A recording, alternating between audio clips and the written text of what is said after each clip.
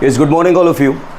Now today we continue with chapter 13 in science, that is our environment. हमने हमारे last topic में हमारा environment क्या होता है और उसके साथ ही इकोसिस्टम के बारे में देखा था.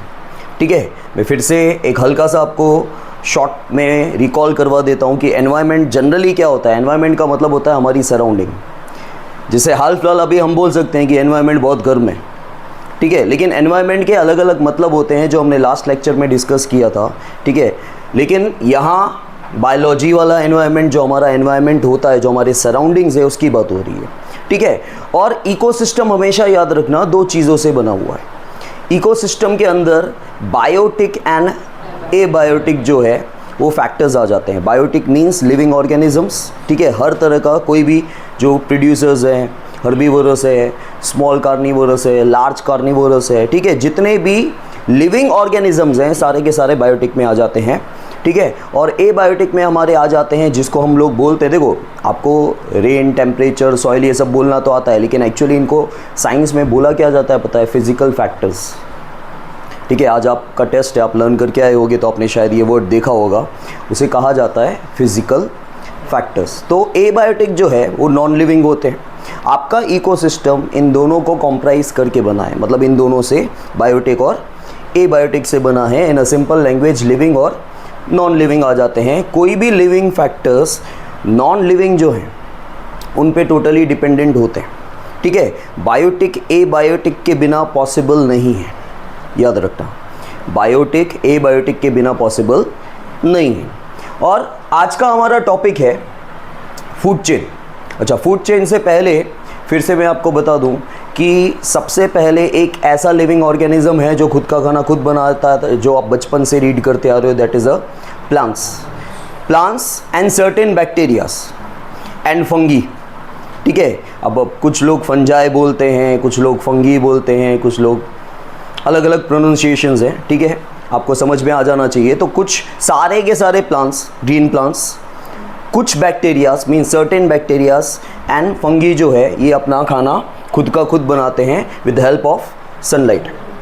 और सनलाइट से लाइट एनर्जी मिलती है. लाइट एनर्जी को केमिकल एनर्जी में प्लांट कन्वर्ट करता है. ठीक है, in the form of food with the help of photosynthesis process या with the help of chlorophyll. ठीक है, अब बाकी के जितने भी जो लिविंग ऑर्गेनिजम्स हैं, सबसे पहले प्लांट्स को खाने वाले हर्बीवोरस. ठीक है, गाय, भैंस, गोट वगैरह, ग्रास हॉपर. ठीक है, देन हर्बीवोरस को खाने वाले हम लोग बोलते हैं कार्निवोरस या स्मॉल कार्निवोरस. फिर उनको जो छोटे मोटे जो हैं उनको खाने वाले लार्ज कार्निवोरस. फिर ओमनीवोरस भी आ जाते हैं, पैरासाइट्स भी आ जाते हैं. पैरासाइट्स क्या हैं? They are the organisms. ठीक है, उनकी वजह से डिजीज़ होता है. ठीक है, पैरासाइट्स की वजह से रोग होता है, डिजीज़ होता है. डिजीज़ ऑपोजिट ऑफ ईज़, ये नाम इसलिए बना है, याद रखना. एक बार शायद पहले भी मैंने आपको बताया था कि डिजीज़ को डिजीज़ क्यों बोला जाता है. ये आपको लगता है बीमारी, लेकिन disease is opposite of ease. जब हम एकदम चंगे भले हैं, ठीक है, जब हम एकदम स्वस्थ हैं, हेल्दी हैं, तब हम ईज़ में होते हैं, मतलब वी आर कंफर्टेबल. ठीक है, हमारे पास कोई बीमारी नहीं है. लेकिन जब बीमारी आती है तो हम तकलीफ़ में आ जाते हैं. That's why it is a disease opposite of ease. ठीक है, तो पैरासाइट्स जो है वो या तो इन द बॉडी होते हैं या ऑन द बॉडी होते हैं. वो होस्ट की बॉडी पे डिपेंडेंट होते हैं. होस्ट का मतलब होता है मेज़बान, जो आपको सर्व करता है. ठीक है, जैसे आपके घर के अंदर कोई मेहमान आता है तो आप कहलाते हो मेज़बान.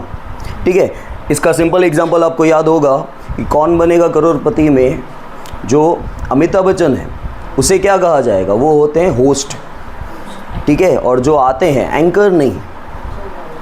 एंकरिंग तो जो अनाउंसिंग करता है उसे एंकर कहा जाता है. ठीक है, हाँ, बट अब ऐसे कि एंकर गेस्ट नहीं होगा, लेकिन exactly anchor is not a host. ठीक है, हो सकता है कि कौन बनेगा करोड़पति में एंकरिंग कोई और करता और अमिताभ बच्चन बाकी का सारा चीज़ें संभालता, जो क्वेश्चनिंग करने का जो खेल है. ठीक है, तो एंकर अलग हो जाता. होस्ट मतलब आपको जो आपका जो स्वागत कर रहा है. ठीक है, जैसे आप किसी शादी में जाते हो तो दरवाजे पे खड़े होते हैं, गेट पे खड़े होते हैं आपको वेलकम करने के लिए, आइए आइए. ठीक है, तो वो होस्ट है और आप गेस्ट हो. होस्ट एंड गेस्ट ऑपोजिट होता है. ठीक है, समझ में आया? Now see guys, food chain. देखो, living organisms of an ecosystem depend on each other, सिर्फ सुनना, सिंपल लैंग्वेज है इसलिए मैं आपको टेक्स्ट बुक में देखने के लिए नहीं बोल रहा हूँ। Living organisms of an ecosystem depend on each other for their food requirement. जितने भी लिविंग ऑर्गेनिजम्स हैं उनकी फूड रिक्वायरमेंट के लिए एक दूसरे पर डिपेंडेंट है, और इनसे जो चेन बनता है that is a food chain. ठीक है, एग्जाम्पल से सब कुछ समझ में आएगा आपको। ठीक है, दे आर द प्रोड्यूसर्स।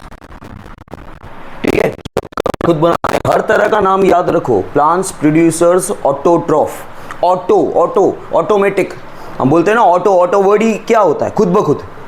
ठीक है, तो ऑटोट्रॉफ इसलिए बोला जाता है। ठीक है, प्लांट्स को खाने वाला सपोज कर लो है रैट। ठीक है, अब ये क्या हो गया, हाँ कंज्यूमर तो है, और कौन सा कंज्यूमर हुआ, प्राइमरी कंज्यूमर, पहला कंज्यूमर। सबसे पहले जो प्लांट्स को फीड करता है, खाता है, ठीक है, वो सबसे पहला कंज्यूमर कहलाता है।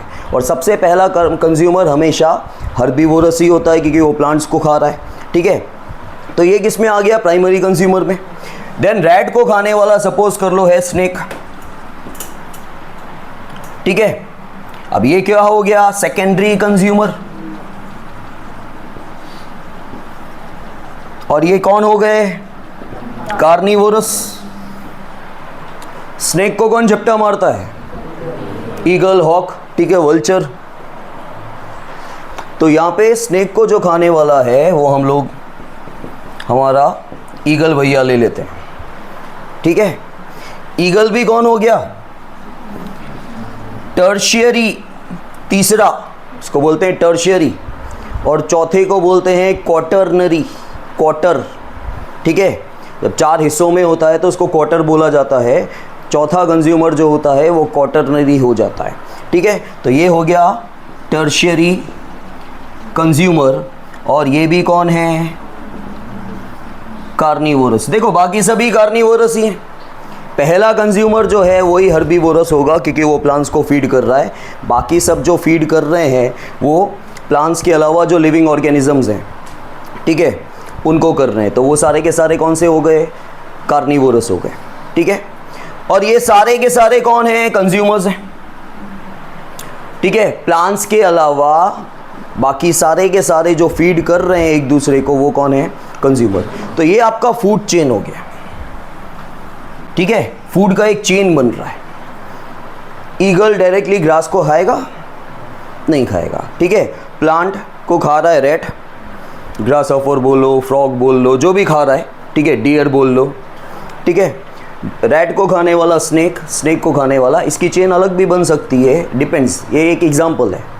अब आप बोलोगे कि सर प्लांट्स को तो ग्रास ऑफर खा रहा है, ग्रास ऑफर को तो चूहा खा रहा है, चूहे को बिल्ली खा रही है, बिल्ली को कोई वुल्फ खा रहा है। ठीक है, ईगल तो वुल्फ को भी उठा के लेके जाता है भाई। ठीक है, तुम ईगल को छोटा मोटा नहीं समझना, उसके पंजों में बहुत ज़्यादा जान होती है, वो आराम से बहुत बड़े वुल्फ को उठा लेता है।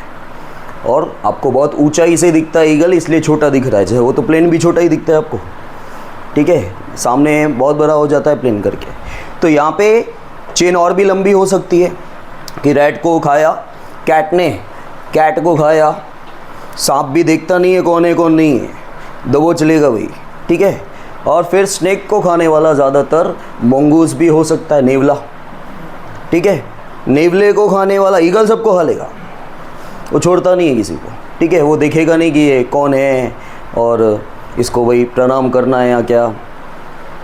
हाँ, काफ़ी बार ऐसा हो जाता है कि ईगल पे स्नेक भारी पड़ जाता है, वो बहुत रेयर केसेस होते हैं। बाकी ईगल जनरली किसी का भी शिकार करता है ना, तो सबसे पहले तो उसको दो टुकड़ों कर देगा पंजे से। ठीक है, वो पंजा मार के उसको खींच लेता है, उसकी गर्दन ही अलग हो जाएगी करके। वो मतलब चाकू की तरह ये सारे जो हमको लगता है, क्योंकि हमने ये सब चीज़ें रियल लाइफ में देखी नहीं है ना, जैसे ऐसा लगता है भाई बचपन से सुन रहे हैं शेर के पंजे होते हैं, पंजे कैसे होते हैं, और ये पंजे उनके चाकू और इन सब से भी बहुत ज़्यादा तीखे होते हैं। कोई ऐसे ही तो नहीं कट जाएगा ना। अगर नॉर्मल हाथ होते तो वो दो चीज़ों को अलग कैसे कर लेते। वो एकदम शार्प होती है चीज़ें करके, ठीक है, समझ में आया। तो ये आपका फूड चेन है। अब फूड चेन में ही आपके ट्रॉफिक लेवल्स आ जाते हैं। क्या आ जाते हैं? मतलब एक तरह से जो एनर्जी फ्लो हो रहा है, ठीक है, एनर्जी फ्लो हो रहा है क्योंकि प्लांट्स को ये खा रहा है, भाई रैट खा रहा है या फ्रॉग खा रहा है या ग्रासहोफर खा रहा है, तो एनर्जी ट्रांसफ़र हो रही है, फिर एनर्जी आगे ट्रांसफ़र हो रही है, फिर एनर्जी आगे ट्रांसफ़र हो रही है। तो हमेशा याद रखना, देखो यहाँ ये ट्रॉफिक लेवल है ना, सिंपल होता है, जहाँ से प्रोड्यूसर से स्टार्ट हो रहा है, प्लांट से स्टार्ट हो रहा है, वही तुम्हारा पहला फर्स्ट ट्रॉफिक लेवल है। तो ये आपका फर्स्ट ट्रॉफिक लेवल है, ये आपका सेकेंड, ये आपका थर्ड, ये आपका फोर्थ। देखो यहाँ पर आपको समझाया गया है कि ज़्यादा से ज़्यादा आपके ट्रॉफिक लेवल जो हैं वो 3 से 4 ही होते हैं। इसका रीज़न मैं आपको इसी चैप्टर में आगे दूंगा कि ऐसा क्यों होता है, उसका एक पूरा अलग से आंसर है करके कि ऐसा क्यों होता है, अभी भी बता सकता हूँ, लेकिन वो टॉपिक इसके साथ मिक्सअप हो जाएगा। जैसे काफ़ी बार बच्चे क्वेश्चन पूछते हैं कि सर इसमें 9-10 ट्रॉफिक लेवल या 11-12 ट्रॉफिक लेवल क्यों नहीं होते हैं? नहीं होते।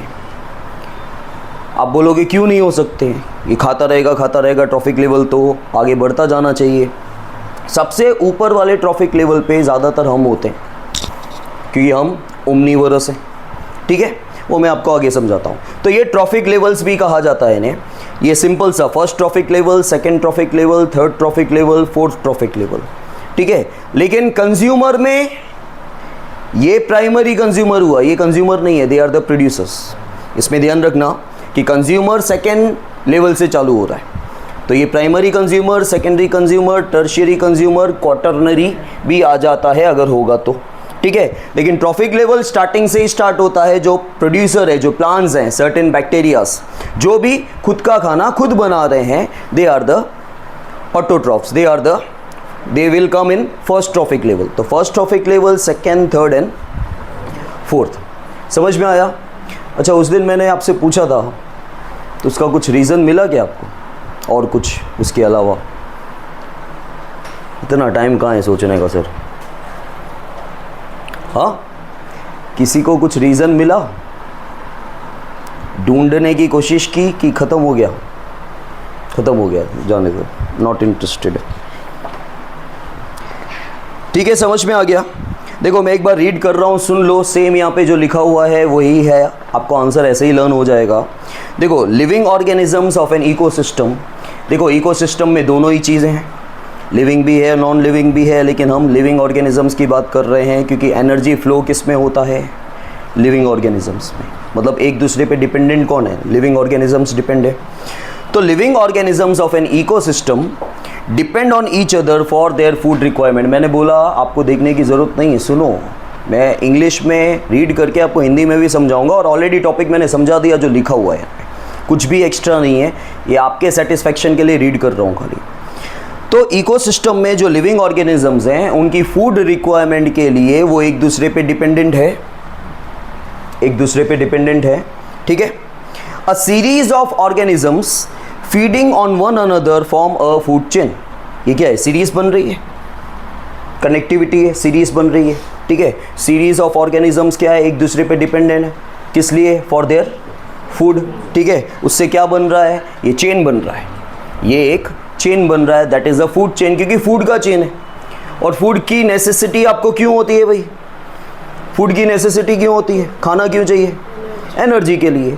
एनर्जी क्यों चाहिए भाई? फास्ट जो मुंह में आए, जो दिमाग में आए बोलो। किस लिए? हेल्थ के लिए, ठीक है। क्यों चाहिए एनर्जी हमको? काम करने के लिए, ठीक है। उसको साइंस में क्या बोलेंगे? जैसे इसने बोला काम करने के लिए, बराबर है, ठीक है। यशविबा, डरो नहीं, देखो ये कोई तुम्हारा बोर्ड एग्जाम नहीं चल रहा है, बोर्ड एग्जाम भी कुछ नहीं होता है भाई, ठीक है। आराम से रिलैक्स, जो तुमको समझ में आ रहा है, लेकिन थोड़ा सोच समझ के हम साइंस में आंसर दे रहे हैं एक्टिविटीज़ के लिए, ठीक है। उसको अगर हम और टेक्निकली बोलें तो फंक्शनिंग के लिए। अच्छा, उसको हम साइंस में बोलें तो लाइफ प्रोसेसेस के लिए, इसको बोलते हैं लाइफ प्रोसेसेस, ठीक है। मतलब आप सांस ले रहे हो, आप रिप्रोडक्शन कर रहे हो, ठीक है। ह्यूमन बींग्स जो है रिप्रोडक्शन करता है, एक्सक्रीटरी होता है, डाइजेशन होता है, इन सब के लिए आपको क्या चाहिए? एनर्जी चाहिए, याद रखो, ठीक है। इन सब के लिए आपको एनर्जी चाहिए। और आप आगे चल के देखोगे इसमें कि भाई आप जो भी खाना खा रहे हो ना, उसकी खाली 10% एनर्जी आपको मिल रही है, बाकी पूरी एनर्जी गई, बाकी पूरी एनर्जी चली जाती है। See, in food chain, series of organisms takes part at various biotic levels. Food chain generally consists of only 3 or 4 steps. Generally food chain 3 या 4 steps का ही इन्होंने बोला है करके, ठीक है। स्टेप, यहाँ पे स्टेप कितने हैं? तुम जहाँ खड़े हो स्टेप 3 हुआ। आज तुम स्टेप्स किसको बोलते हो? अगर तुम नीचे से ऊपर आ रहे हो तो तुम जहाँ पे पहली सीढ़ी चढ़ने वाले हो, पहला स्टेप हुआ ना भाई। तो तुम जहाँ हो वो थोड़ी स्टेप हुआ, इसको स्टेप क्यों बोल रहे हो? ठीक है, 3 दिखे। नाउ सी ईच स्टेप और level of the food chain forms a traffic level. ठीक है, बोला गया है जो लेवल्स हैं फूड चेन के, ये फूड चेन के लेवल्स हैं। ये फर्स्ट ट्रॉफिक लेवल हुआ। देखो स्टेप अलग हो गए, लेवल, ये जो स्टेप्स हैं या लेवल्स हैं, ठीक है, ये फर्स्ट ट्रॉफिक लेवल हुआ, second, third, fourth trophic level. ठीक है, द प्रोड्यूसर्स जिनको हम ऑटोट्रॉफ्स बोलते हैं are at the first trophic level. मैंने बोला ट्रॉफिक लेवल ईजी, आपसे अगर पूछा जाएगा ना आप इजीली बता सकते हो, क्योंकि इसमें कोई कन्फ्यूजन नहीं है। जैसे मैं आपसे पूछूं कि डियर कौन से ट्रॉफिक लेवल पे आता है? डियर क्या खाता है? प्लांट्स। ठीक है, प्लांट कौन से लेवल पे आता है? उसको खाने वाला डियर। तो डियर कौन से ट्रॉफिक लेवल पे आया? सेकेंड। लेकिन डियर प्रोड्यूसर है कि कंज्यूमर है? कौन सा कंज्यूमर है? प्राइमरी। तो कंज्यूमर में थोड़ा आपको दिक्कत रहेगा, क्योंकि वो जो प्लांट्स है वो प्रोड्यूसर कहलाते हैं और वो प्राइमरी कंज्यूमर में आ गया। लेकिन ट्रॉफिक लेवल सीधा सीधा है, प्रोड्यूसर्स फर्स्ट ट्रॉफिक लेवल, उसको खाने वाला हर्बीवोरस जो है वो सेकेंड ट्रॉफिक लेवल। तो जो प्रोड्यूसर है, ऑटोट्रॉफ है, they are at the first trophic level, they absorb solar energy. Producer क्या करता है? सोलर एनर्जी मतलब लाइट एनर्जी, सन से जो एनर्जी आती है उसको क्या करता है? उसको कन्वर्ट करता है किसमें? केमिकल एनर्जी में, इन द फॉर्म ऑफ फूड। ठीक है, by the process of photosynthesis with the help of chlorophyll. What is chlorophyll? Yes, green pigment. वो क्या होता है? ग्रीन पिगमेंट क्या होता है? अच्छा, प्लांट्स का जो ग्रीन कलर है वो किसकी वजह से होता है? वो आपको पता है? वो क्लोरोफिल की वजह से होता है। लेकिन उसका कलर ग्रीन ही क्यों होता है?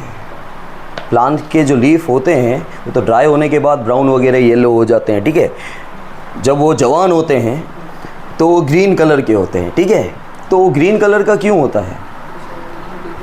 यस, क्लोरोफिल ग्रीन पिगमेंट होता है। ठीक है, वो आपको पता है ना? ओके। नाउ द कंज्यूमर्स, मतलब जो हेट्रोट्रॉफ है, सारे के सारे कंज्यूमर्स कौन है? हेट्रोट्रॉफ है। सारे के सारे, हर्बीवोरस हो, कार्निवोरस हो, वो सारे के सारे कौन है? हेट्रोट्रॉफ। हेट्रोट्रॉफ का मतलब होता है जो खुद के खाने के लिए दूसरों पे डिपेंडेंट है, जो खुद का खाना खुद नहीं बनाता। Obtain energy from other organisms in the form of food. जितने भी हेट्रोट्रॉफ है अपने खाने के लिए उनको एनर्जी दूसरों से मिलती है, दूसरों पे डिपेंडेंट है। द हर्बीवोरस और primary consumers, the herbivorous or the primary consumers are at the second trophic level. Then small carnivorous or the secondary consumers, they are at the third trophic level. ठीक है, and the tertiary consumer या फिर large carnivorous हम बोल सकते हैं, they are at the fourth trophic level. ये आ गया आपका ट्रॉफिक लेवल और फूड चेन खत्म। ठीक है, समझ में आया? अच्छा, इसके बाद तो बोल now guys our next topic is energy flow in an ecosystem. कि एनर्जी का फ्लो वो तो आपने वैसे देख ही लिया लास्ट में, फूड चेन में और ट्रॉफिक लेवल में। नाउ सी ईच स्टेप और level of food chain forms a trophic level. जितने भी स्टेप या लेवल्स हैं जो हमने अभी अभी पिछले आंसर में देखा, ठीक है, पिछले टॉपिक में आपने देखा कि हर एक स्टेप या लेवल जो फूड चेन का होता है उससे ट्रॉफिक लेवल बनता है। फर्स्ट ट्रॉफिक लेवल हमेशा तुम्हारे प्रोड्यूसर्स हैं, सेकेंड हमेशा हर्बीवोरस हैं, then small carnivorous, then large carnivorous. ठीक है, चेन कैसा भी बन सकता है, चेन कैसा भी बन सकता है करके। See energy flows begin with the producers in it. बराबर है, एनर्जी का फ्लो चालू कहाँ से होता है? प्रोड्यूसर से, वहाँ से फ्लो चालू होता है। The producers are at the first trophic level, ठीक है, means they are the autotrophs. They absorb light energy through photosynthesis, convert in chemical energy in the form of food. The energy then moves up to higher level organisms like, ठीक है, वो first trophic level जो था वो lower level था.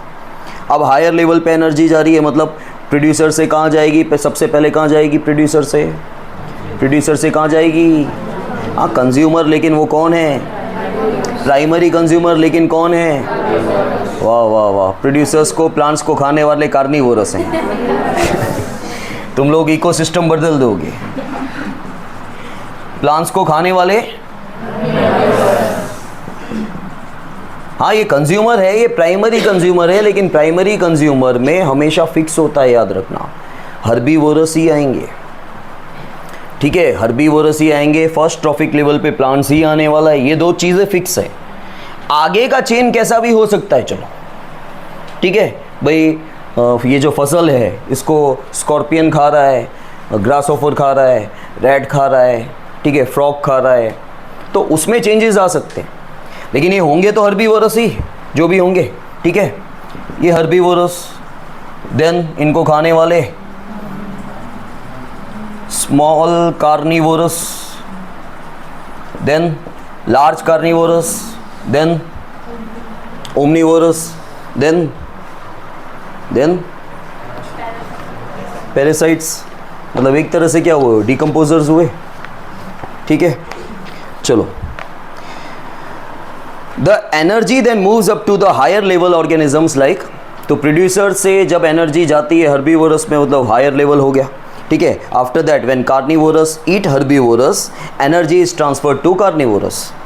Thus the flow of energy takes place from producers organisms to various levels of consumers. तो energy का flow producer से चालू होता है और अलग अलग लेवल के ऑर्गेनिजम्स तक जाता है, ठीक है. उन अलग अलग लेवल के जो ऑर्गेनिजम्स हैं वो सारे के सारे कौन हैं, कंज्यूमर्स हैं, लेकिन सबसे पहला कंज्यूमर कौन है, हर्बीवोरस है, ठीक है. So entrance for solar energy in an ecosystem is green plant. Solar energy का एंट्रेंस कहाँ पे होता है, हर्बीवोरस में होता है ना. सोलर एनर्जी कौन लेता है, प्लांट्स लेते हैं, ठीक है. तो प्लांट्स हर्बीवोरस नहीं है, अच्छा प्लांट्स कौन है फिर, प्रोड्यूसर्स है, ठीक है. प्लांट्स प्रोड्यूसर्स हैं, ऑटोट्रॉफ्स हैं. तो सबसे पहले सोलर एनर्जी का जो एंट्रेंस होता है उनको गेन कौन करता है, उनको रिसीव कौन करता है. अच्छा, आपको ये पता है कि प्लांट सोलर एनर्जी जो भी आती है, ये खास ध्यान देना क्योंकि ये सब ऑब्जेक्टिव में पूछा जाएगा, और ऑब्जेक्टिव लेवल याद करना कोई हार्ड नहीं है. जो भी solar energy, sun energy plants तक पहुंचती है, प्लांट्स उसकी कितना परसेंट यूटिलाइज करता है पता है, खाली 1%.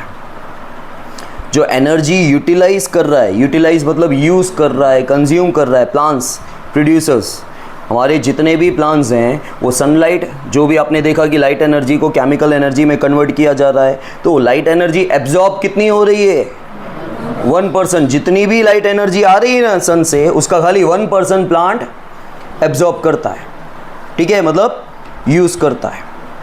समझ में आया. सो thus the flow of energy takes place from producers organism to various level of consumers, और एंट्रेंस होता है सोलर एनर्जी का ग्रीन प्लांट से, ठीक है, which form the source of energy for consumers, ठीक है. सनलाइट आई प्लांट्स में और प्लांट्स बन गया source for the other organisms, मतलब हर्बीवोरस एंड कार्निवोरस, मतलब consumers. Chemical energy is helpful for the processes of the living world. Chemical energy, light energy chemical energy में convert होता है in the form of food. वो कहाँ आता है, हमारे लाइफ के अंदर अलग अलग processes हैं जो मैंने आपको बोला, डाइजेशन, एक्सक्रीशन, रिप्रोडक्शन वगैरह, ठीक है. ये सारे प्रोसेसेस में केमिकल एनर्जी यूज़ होता है. मतलब वही फूड में से जो एनर्जी हमको मिलती है वो किस लिए आती है, उसीलिए आती है. The flow of energy in an ecosystem is always unidirectional. Again, flow of energy जो इकोसिस्टम में होती है, मतलब एनर्जी का जो फ्लो है वो एक ही डायरेक्शन में जाता है. यूनिडायरेक्शनल का मतलब होता है एक ही डायरेक्शन में जाता है. सनलाइट यहाँ आई, इसको इसने खाया, इसको इसने खाया, इसको इसने खाया, वापस आएगी क्या एनर्जी, सन तक जाएगी वापस. एक ही डायरेक्शन में उसे यूनिडायरेक्शनल कहा जाता है. इस तरफ तो इस तरफ, उस तरफ तो उस तरफ. समझ में आया. ये भी आपसे पूछा जाएगा कि इकोसिस्टम में जो फ्लो ऑफ एनर्जी है उसका डायरेक्शन यूनी डायरेक्शनल, मतलब एक सिंगल डायरेक्शन में, एक ही डायरेक्शन में होता है। ठीक है, समझ आया? The energy that is captured by green plants does not revert back, revert मतलब वापस नहीं जाती, रिवर्ट नहीं होता, ठीक है, to the sun, and the energy which passes to the herbivorous does not comes back to the autotroph. Sunlight से मतलब सन की जो एनर्जी प्लांट्स में आई, प्लांट्स की जो एनर्जी हर्बीवोरस में गई, तो हर्बीवोरस से वापस प्लांट्स में, प्लांट्स से वापस सनलाइट में नहीं जाएगा, वो एक ही डायरेक्शन में जाएगा, यूनी डायरेक्शनल। समझ में आया? इसलिए इसे हम लोग यूनी डायरेक्शनल कहते हैं। As energy moves progressively, progressively मतलब आगे बढ़ती जा रही है, ठीक है, through the various trophic levels it is no longer available to the previous level. Energy का क्या हो रहा है? ट्रांसफ़र हो रहा है, तो वो प्रीवियस लेवल पे नहीं होगी, वो आगे बढ़ती जा रही है ट्रॉफिक लेवल पे। तो सबसे पहले जो होता है वो सनलाइट, ठीक है, सनलाइट से एनर्जी मिलती है किसको? प्रोड्यूसर्स को, producers to herbivorous, herbivorous to carnivorous, carnivorous to top carnivorous, यहाँ पे लिखा हुआ है, उसको आप बोल सकते हो स्मॉल और लार्ज कार्निवोरस। समझ में आया? Now guys we continue with the flow of energy in an ecosystem. इसकी क्या मेन पॉइंट्स हैं वो आप देख लो। देखो, the green plants capture only, जो अभी अभी मैंने बोला कि सनलाइट से जितनी भी एनर्जी ग्रीन प्लांट्स को मिल रही है, ग्रीन प्लांट्स एब्जॉर्ब कितना कर रहे हैं? ओनली 1%, बाकी सारी एनर्जी वापस चली जाती, ठीक है। The green plants capture means absorb only about 1% of the energy from the total available solar energy and convert it into food। सिर्फ 1% एनर्जी यूज हो रही है, ठीक है। A large amount of energy, बाकी की सारी एनर्जी, बाकी की 99% energy is lost as heat to the environment। बाकी की सारी जो है एनर्जी वो एज अ हीट एनवायरमेंट में चली जाती है। During the flow of energy from one trophic level to the next, जब ये फ्लो हो रहा है तब एक ट्रॉफिक लेवल से दूसरे ट्रॉफिक लेवल में एनर्जी चली जाती है, ठीक है। Compared to producers, consumers utilise more energy. Continuous supply of energy is required for an ecosystem. हमारे पूरे इकोसिस्टम को चलाने के लिए क्या होगा कि आपको कंटिन्यूसली फ्लो चाहिए होता है एनर्जी का, कंटिन्यूसली चाहिए ही होगा ना। जैसे मैंने आपको बोला, मैंने आपको बहुत बार एग्जांपल दिया है सोशल के अंदर, अभी परसों भी बोला था कि 70 सालों के बाद नामीबिया से, अफ्रीका से चीता को लाया गया। क्यों लाया गया? क्योंकि फूड चेन टूट रहा था भाई, फूड चेन टूट रहा था। क्योंकि एमपी के जंगलों में या नेशनल पार्क्स में जो चीतल होता है, हिरन होता है, उनका पॉपुलेशन इंक्रीज़ हो रहा था। तो चीतल मतलब हर्बीवोरस जो है हमारे, कहाँ गए, गुम हो गए हर्बीवोरस जो है वो इंक्रीज़ हो रहे थे भाई, तो घास को खाने वाले लोग बढ़ रहे थे, लेकिन उनको खाने वाले नहीं थे। और जो फेवरेट डिश होती है ना चीता की, वो चीतल है, ठीक है। तो हिरन है, मतलब हिरन की एक प्रजाति है, उसकी एक स्पीसीज़ है, हिरन है, डियर है, तो उसका फेवरेट खाना है।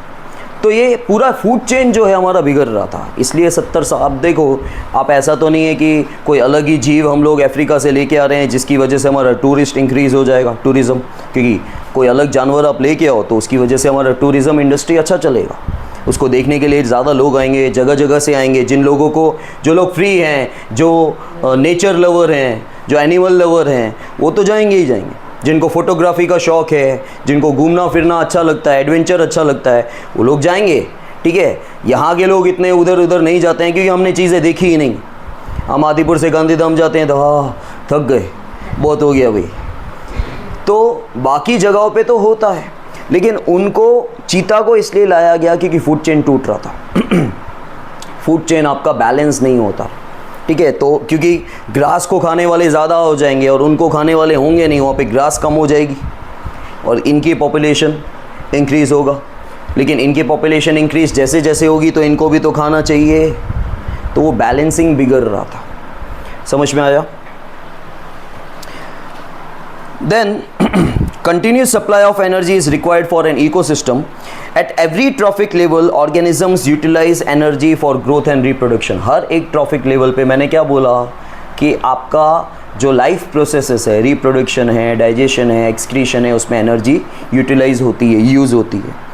ऑन एन एवरेज, ये ध्यान रखना, on an average 10% of available energy get transferred from one trophic level to another in food chain. बोला गया है कि फूड चेन के अंदर एक ट्रॉफिक लेवल से दूसरे ट्रॉफिक लेवल में कितना, इसको बोलते हैं 10% लॉ। इसको क्या बोलते हैं? 10% लॉ, 10% रूल। मतलब जब एक ट्रॉफिक लेवल से दूसरे ट्रॉफिक लेवल में एनर्जी का जो फ्लो होता है ना, वो खाली 10% होता है। अब 10% और 1%, मैं परसेंट को टका ही बोलता हूँ, ठीक है, याद रखना। 1% 10% में कंफ्यूज नहीं होना। 1% क्या था? सन से जो एनर्जी मिल रही है वो प्लांट्स खाली 1% एब्जॉर्ब करते हैं, बाकी सारी की सारी एनवायरनमेंट में एज अ हीट चली जाती है। लेकिन ये फ्लो ऑफ एनर्जी हो रही है, वो भी एनर्जी था लेकिन वो सनलाइट वाली एनर्जी थी। वो एनर्जी जो प्लांट्स एब्जॉर्ब करता है वो 1% है। बाकी जो ट्रॉफिक लेवल में जो फ्लो हो रहा है एनर्जी का, वो कितना होता है? खाली ऑन एन एवरेज 10% होता है। बाकी एनर्जी कहाँ जाती है? बाकी ये सारे लाइफ प्रोसेसेस में यूज़ हो जाती है। 90% एनर्जी जो है वो लाइफ प्रोसेसेस में यूज़ हो जाती है। लाइफ प्रोसेसेस क्या है? फंक्शनिंग। हमारे क्या फंक्शनिंग है? हमारे जो भी फंक्शनिंग है, ठीक है। अब खाली वही फंक्शनिंग नहीं होते। जैसे मैं तो महसूस करता हूँ कि ये जो मैं चिल्ला के पढ़ाता हूँ, सबसे ज़्यादा मेरी एनर्जी उसमें चली जाती है, बोलने में। लोगों को लगता है, मेरे फ्रेंड्स बोलते हैं काफ़ी बार, देखो क्या करना है, कुर्सी पे बैठ जाना है, पढ़ाना है, कुछ आराम से बैठ के। तो बोला आ जाओ एक दिन, ठीक है। वो तो देखो हर दूसरे इंसान को दूसरे का काम ईजी लगता है, ठीक है। एक दिन करके देखो, जैसे हम वो घर पे काफ़ी बार बोलते हैं, क्या करना है, खाना ही तो बनाना है, बनाओ एक दिन, बनाओ तो पता चलेगा करके, ठीक है। और एक आधा दिन हम बना भी लेंगे अगर कोई चैलेंज करेगा तो, लेकिन आप रेगुलरली वो चीज़ को करो तो आपको पता चलेगा कि वो काम कैसा किया जाता है करके। Then food chains generally consist of 3 और 4 स्टेप्स। फूड चेन जो ट्रॉफिक लेवल्स हैं वो 3 या 4 स्टेप में ख़त्म हो जाते हैं। उसका अगले आंसर में आपको सोल्यूशन मिलेगा कि क्यों ख़त्म हो जाते हैं। See after 4 trophic levels very little usable energy remains in the food chain. 4 trophic level हो जाते हैं तो फूड चेन के अंदर बहुत ही कम एनर्जी यूज़ हो रह जाती है, जो अगले लेवल के लिए शायद काम आए या उतनी पूरी ना पड़े। Producers occur in the largest number whereas the top level carnivores are in the smallest number, ठीक है। Now इसके बाद है फूड वेब। इसके बाद है आपका फूड वेब। अब बोल food chain, food web, sir ये फूड वेब कहाँ से आ गया? अभी फूड चेन और फूड वेब में कन्फ्यूजन होगा, कन्फ्यूजन नहीं होगा। अब देखो नाउ फूड वेब और वेब जनरली क्या होता है? झाला। तो ये झाले जैसा बन जाता है, इसलिए इसे फूड वेब कहा जाता है। लेकिन फूड वेब बनता है इंटरकनेक्शन ऑफ फूड चेन से, फूड चेन के इंटरकनेक्शन से। देखो अभी हमने फूड चेन के अंदर क्या देखा था, सुन लो पहले, फिर आप देख लेना अपनी संतुष्टि के लिए। फूड चेन में हमने क्या देखा भाई? प्लांट्स को खा रहा है चूहा, चूहे को खा रहा है कैट, कैट को खा रहा है स्नेक, ठीक है, स्नेक को खा रहा है ईगल। खा रही है वो तुम देख लेना। यहाँ पे हमको टॉपिक समझने से मतलब है, कॉन्सेप्ट पे ध्यान दो। लेकिन देखो ऐसा कोई कंपलसरी तो नहीं है ना कि भाई जो ग्रास को खाने वाला, प्लांट्स को खाने वाला फ्रॉग ही होगा। उसके सिवा और कोई भी खा सकता है, डियर भी खा सकता है, ठीक है। अच्छा डियर को खाने वाला वुल्फ ही है क्या? डियर को तो स्नेक भी खा सकता है। बहुत लंबे चौड़े एनाकोंडा जैसे स्नेक्स जो हैं, अजगर जैसे स्नेक हैं, वो निगल लेते हैं पूरा का पूरा, ठीक है। तो यहाँ पे ये समझाया जा रहा है फूड वेब में कि किसी एक प्राणी को, किसी एक जाति को, किसी एक स्पीसीज को कोई एक ही खाने वाला नहीं है, ठीक है। उनको एक से ज़्यादा लोग खाने वाले हैं, ठीक है, उनको एक से ज़्यादा लोग खाने वाले हैं। तो भाई जो प्लांट्स हैं उसको एक से ज़्यादा खाने वाले लोग हैं, और जिन्होंने प्लांट्स को खाया उनको भी एक से ज़्यादा लोग खाने वाले हैं, एक से ज़्यादा ऑर्गेनिजम्स हैं खाने वाले, ठीक है। तो ये सीधा सीधा नहीं है। फूड चेन में क्या था, आपको एक चेन बनाया जा रहा था। प्लांट्स को कौन खा रहा है? ग्रास हॉपर खा रहा है। ग्रास हॉपर को कौन खा रहा है भाई? फ्रॉग खा रहा है। चलो फ्रॉग को कौन खा रहा है? स्नेक खा रहा है या कैट खा रही है, ठीक है। स्नेक को कौन खा रहा है? ईगल को। वहाँ पे क्या समझाया गया? सिंपल, इसको ये खा रहा है, इसको ये खा रहा है, एक चेन बना रहे थे। अब आपको फूड वेब के अंदर ये समझाया जा रहा है कि ग्रास हॉपर को खाने वाला या तो सॉरी, या तो चूहा है या तो फ्रॉग है, एक से ज़्यादा खाने वाले हैं। अच्छा, चूहे और फ्रॉग को भी एक से ज़्यादा खाने वाले हैं, बिल्ली भी खा सकती है, स्नेक भी खा सकता है। भाई समझ में आया? नेवला भी खा सकता है। हमने हर चीज़ देखी नहीं कि किसको कौन खाता है एग्जैक्टली, लेकिन हाँ इतना पता है कि स्नेक जो है वो देखता नहीं है। मॉनिटर लिजर्ड, ठीक है, वो भी सब कुछ निकल लेते हैं भाई। मॉनिटर लिजर्ड है, स्नेक है, मोंगूज है, ये देखते नहीं है कौन नहीं है, को खाने से मतलब है भाई, खाली उतना देखते हैं भाई हम पे भारी ना पड़ जाए सामने वाला। So come to the food web. See living organisms depend on each other for their food requirement and form of food chain. देखो कभी भी आज, अब तुम 10th स्टैंडर्ड में आ गए हो, 9th 10th में, 8th तक सिंपल चीज़ें होती थी। अब तुम्हारे दिमाग में चल रहा होगा मैं फूड वेब रीड कर रहा हूँ, फूड वेब का आंसर ही है, फूड वेब का ही टॉपिक चल रहा है, लेकिन पहले आपको जो उससे कनेक्टेड चीज़ होगी ना वो समझाई जाएगी। ठीक है, तो पहले फूड चेन का डेफिनेशन दिया हुआ है, आपको वो नहीं लगना चाहिए कि अरे ये तो फूड चेन में था, तो फूड चेन ही है। आपको फूड चेन समझाया जाएगा तो आपको फूड वेब अच्छे से समझ में आ जाएगा। तो living organisms depend on each other for their food requirement and form of food chain. वो हमने देखा कि इकोसिस्टम के अंदर हर लिविंग ऑर्गेनिज्म जो है एक दूसरे पे अपने खाने के लिए डिपेंडेंट है। उससे क्या बन रहा है? उससे बन रहा है फूड चेन।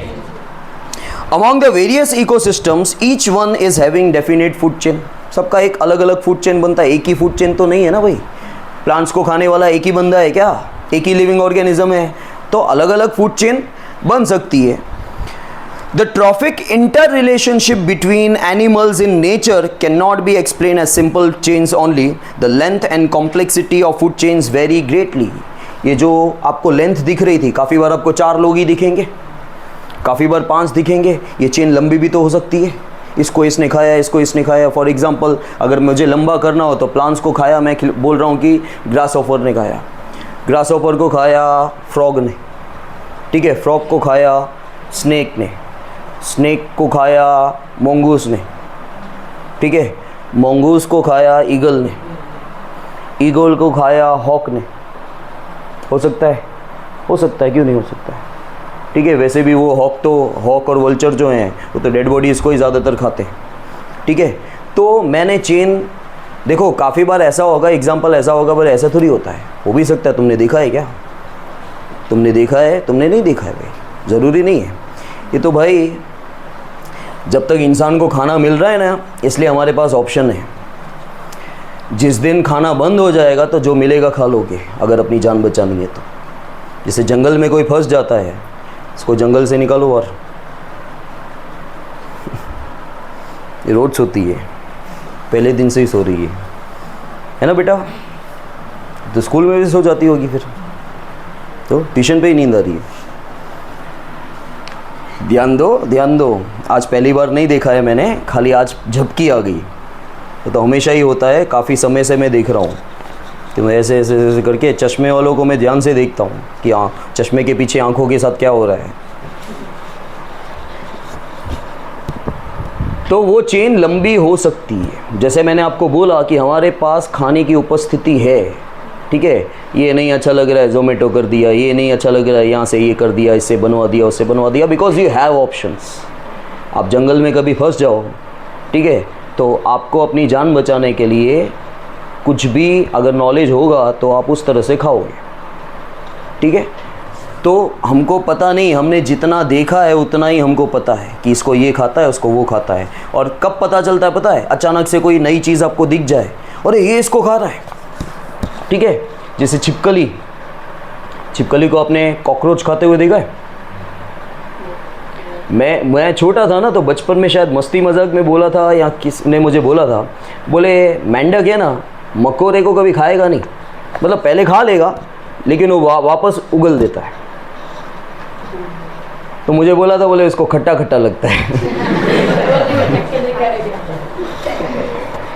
मतलब वो तो ठीक है, मस्ती थी, लेकिन उसके बाद मैंने ऑब्जर्व नहीं किया क्योंकि मुझे ये सब चीज़ों में उतना इंटरेस्ट नहीं था करके। लेकिन वो चीज़ें याद आ रही है कि ऐसा सही में शायद होता है क्या कि मेंढक जो है वापस निकाल देता है करके। जैसे ये भी बोला जाता है छिपकली जो है कॉकरोच खाती नहीं है, मतलब उसको चीर फाड़ कर देगी, तोड़ देगी, तुमको खाने के लिए थोड़ी बोल रहा है। तुम लोग साइंस लेने वाले हो ना बहुत सारे लोग, तो ये सब तो देखना वैसे बायो लोगे तो फिर तुमको पता नहीं कौन कौन से चीज़ें काटनी पड़ेगी। तो बायो लेने वाली है ना। चलो, each organism is generally eaten by, अब तुम्हारा फूड वेब चालू हुआ। ईच ऑर्गेनिज्म, हर एक organism is generally eaten by 2 or more kinds of organism which in turn are eaten by several other organisms. हर एक ऑर्गेनिजम्स को खाने वाले जो बंदे हैं वो 2 या 2 से ज़्यादा होते हैं, और इन टर्न उनको खाने वाले और 2 या 2 से ज़्यादा होते हैं। ठीक है। So instead of a straight line food chain में क्या हो रहा था? यूनिडायरेक्शनल, एक स्ट्रेट लाइन बन रही थी, इसको ये खा रहा है, इसको ये खा रहा है, इसको ये खा रहा है। The relationship can be shown as a series of branching lines called a food web. ठीक है। फूड वेब मतलब वही कि एक बंदे को 2 या 2 से ज़्यादा और बंदे खाने वाले हैं, एक बंदे को एक ही बंदा नहीं खा रहा है। फूड चेन में क्या था? इसको ये खा रहा है, इसको ये खा रहा है, एक एक समझाया गया था आपको, जबकि हकीकत आपको पता ही है कि प्लांट्स को खाली एक ही बंदा खाने वाला नहीं है। अब इसके बाद है तुम्हारा बायो मैग्निफिकेशन। क्या? बायो मैग्निफिकेशन, इसको इजीली हम लोग याद कर सकते हैं। देखो, बायो मतलब बायोलॉजी, बायोलॉजिकल। मैग्निफिकेशन ऐसे याद रखो, क्योंकि देखो वैसे आपके लिए नाम नया है, आप वैसे याद नहीं रखोगे। मैं आपको ट्रिक बताता हूँ। मैग्नीफाई ग्लास क्या करता है? हाँ, जैसे मैग्निफिकेशन ग्लास क्या करेगा? क्या करता है? जूम करता है। इन अ सिंपल लैंग्वेज, जूम सबको आजकल पता है क्योंकि मोबाइल यूज़ करते हो। ठीक है। अगर मोबाइल नहीं होता तो तुमको जूम नहीं पता होता, गारंटी। सबको नहीं पता होता कि जूम क्या होता है। ठीक है। जूम बोलोगे चैनल होता है कोई, ऐसा भी लगता कि जूम चैनल चल रहा है कोई। जूम का मतलब एनलार्ज करते हैं, मैग्नीफाई वही करता है। यहाँ पे कहीं ना कहीं मैग्निफिकेशन का मतलब वही है, वो इंक्रीज कर रहा है लेवल को। क्या कर रहा है? लेवल को इंक्रीज कर रहा है। मतलब अल्टीमेटली वही हो रहा है, जूम हो रहा है। लेकिन किस चीज़ का? कोई पिक्चर विक्चर का जूम नहीं हो रहा है, ऐसे याद रखने का, कनेक्टिविटी है उस चीज़ की।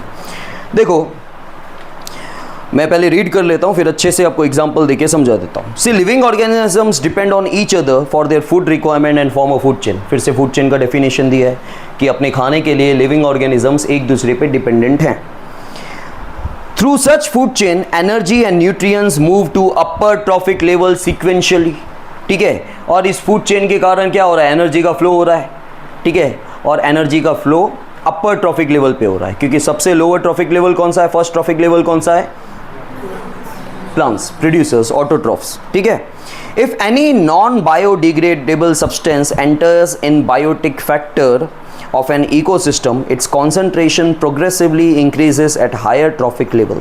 क्या बोला गया है? Non biodegradable. अब पहले तो बायोडिग्रेडेबल और नॉन बायोडिग्रेडेबल समझो क्या होता है। क्या होता है बायोडिग्रेडेबल? किसी को पता है? जल्दी जल्दी। कोई भी चीज़ होती है वो मिक्स हो जाएगा, पर वो बायोडिग्रेडेबल है ना, तो वो मिक्सअप हो जाएगी। और नॉन बायोडिग्रेडेबल है, जैसे कि उसका एग्जांपल हम ले लेते प्लास्टिक, तो वो वेरी गुड, वेरी गुड, सही बोल रहा है एकदम। देखो, बायोडिग्रेडेबल क्या है कि जो इजीली सॉइल के अंदर मिक्सअप हो जाए, डिग्रेड हो जाए। बायोडिग्रेडेबल, डिग्रेड हो जाए मतलब वो डिकम्पोज हो जाए। मतलब यहाँ पे माइक्रो ऑर्गेनिजम्स उसके ऊपर एक्ट करते हैं और उसे डिकम्पोज कर सकते हैं। ठीक है। बायोडिग्रेडेबल, डिग्रेड करते ना, डिग्रेड का मतलब ही क्या होता है? कम करते जाना। ठीक है। मतलब खत्म करना। मतलब डिकम्पोजर्स, यहाँ पे जो डिकम्पोजर्स होते हैं, जो माइक्रो ऑर्गेनिजम्स होते हैं, वो उसको सॉइल में, मिट्टी में मिला देते हैं। सिंपल। ठीक है। बायोडिग्रेडेबल मतलब ऑर्गेनिजम्स, उनको माइक्रो ऑर्गेनिजम्स मतलब डिकम्पोजर्स उनको मिट्टी में मिला देते हैं और हमारा वातावरण प्रदूषित नहीं होता। मतलब हमारा एनवायरनमेंट, हमारा एटमॉस्फेयर जो है पॉल्यूट नहीं होता। किससे? बायोडिग्रेडेबल से। नॉन बायोडिग्रेडेबल जो इन्होंने कहा, प्लास्टिक, पॉलीथिन। ठीक है। ये सब क्या है? नॉन बायोडिग्रेडेबल है। हजारों साल तक ये डिकम्पोज नहीं होने वाले माइक्रो ऑर्गेनिज्म इनके ऊपर एक्ट नहीं करते। ठीक है। माइक्रो ऑर्गेनिज्म क्या करते हैं? बाकी के जो सब्सटेंसेस हैं उनके ऊपर वो एक्ट करते हैं, खाते हैं, तितर बितर कर देते हैं, मिट्टी में मिला देते हैं और पॉल्यूशन नहीं होता है, एनवायरनमेंट को हार्म नहीं होता है। That are biodegradable. Non biodegradable क्या होता है? जो माइक्रो ऑर्गेनिजम्स जिनके ऊपर एक्ट नहीं कर सकते, जिनको डिकम्पोज नहीं कर सकते, जिनकी वजह से पॉल्यूशन होता है। पॉल्यूशन होता है ना पॉलीथीन से, प्लास्टिक से, ठीक है, पी से पी होता है, प्लास्टिक पॉलीथीन से पॉल्यूशन होता है। समझ में आया? तो वो बायोडिग्रेडेबल और नॉन बायोडिग्रेडेबल है। तो यहाँ पे क्या हो रहा है कि फूड चेन के अंदर जो एनर्जी है, जो न्यूट्रिएंट्स है, वो हायर ट्रॉफिक लेवल के ऊपर जा रहे हैं। और if any non biodegradable substance enters in biotic factor of an ecosystem, its concentration progressively increases at higher trophic level. इसका मतलब क्या हुआ कि सपोज कर लो कि कोई नॉन बायोडिग्रेडेबल, मतलब जो डिग्रेड नहीं हो रहा है, जो डिकम्पोज नहीं हो रहा है, वो अगर किसी के अंदर आ गया तो धीरे धीरे जब वो नेक्स्ट ट्रॉफिक लेवल पे जाएगा, एग्जाम्पल से आपको क्लियर हो जाएगा, लेकिन समझने की कोशिश करो।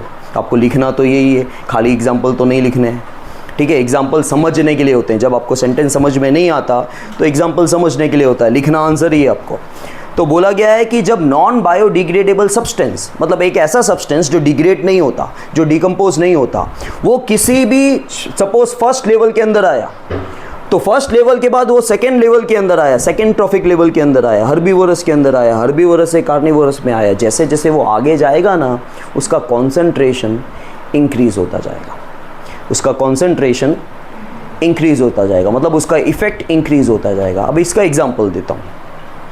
सपोज कर लो कि एक फार्मर है, ठीक है, एक फार्मर है और वो खेती कर रहा है। खेती कर रहा है तो खेती में चूहे, गाय भैंस, ये वो खेती बिगाड़ने के लिए आ ही जाते हैं, स्नेक्स वगैरह, ठीक है। तो उसको अपनी खेती को प्रोटेक्ट करना है। अब कोई भी एक तुम ग्रेन ले लो, ठीक है, जो तुमने उगाया, चलो गेहूँ ले लेते हैं या बाजरी ले लेते हैं। मैंने बाजरी उगाई।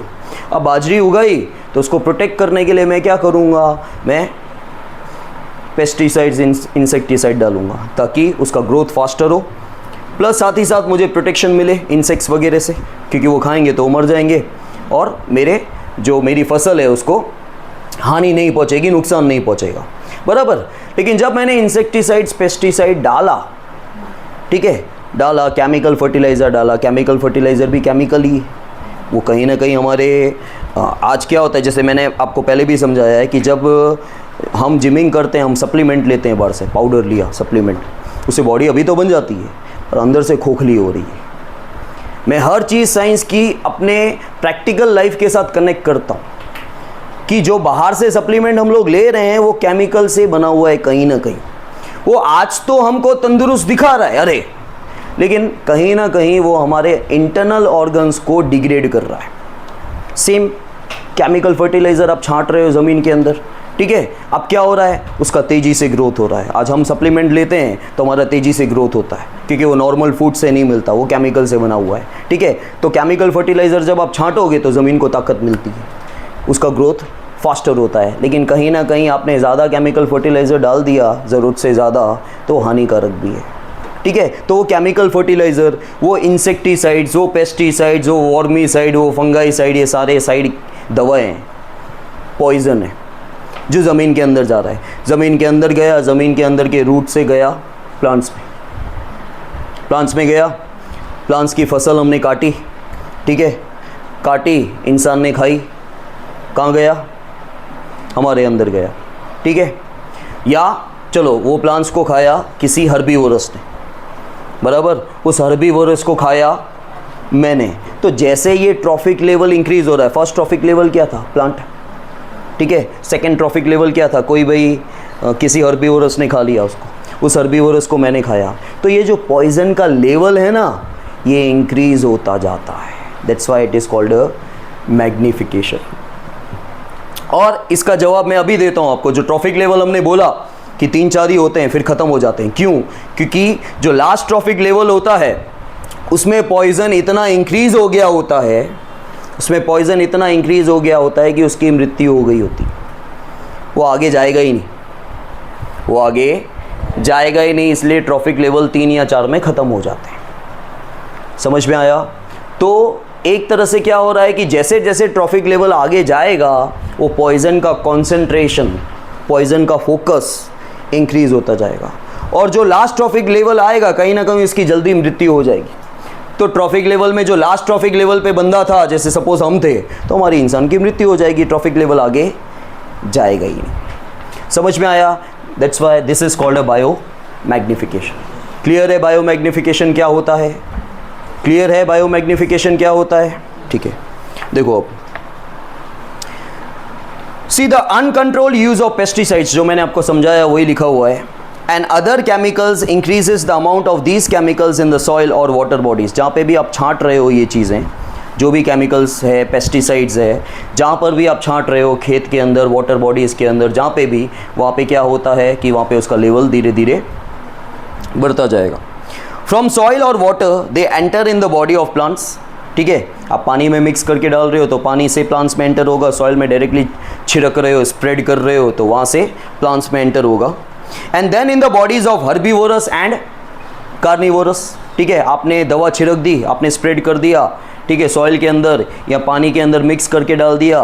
पानी या सॉइल के थ्रू कहाँ जाएगा? प्लांट्स में जाएगा। प्लांट्स के थ्रू कहाँ जाएगा? हर्बीवोरस या कार्निवोरस में जाएगा।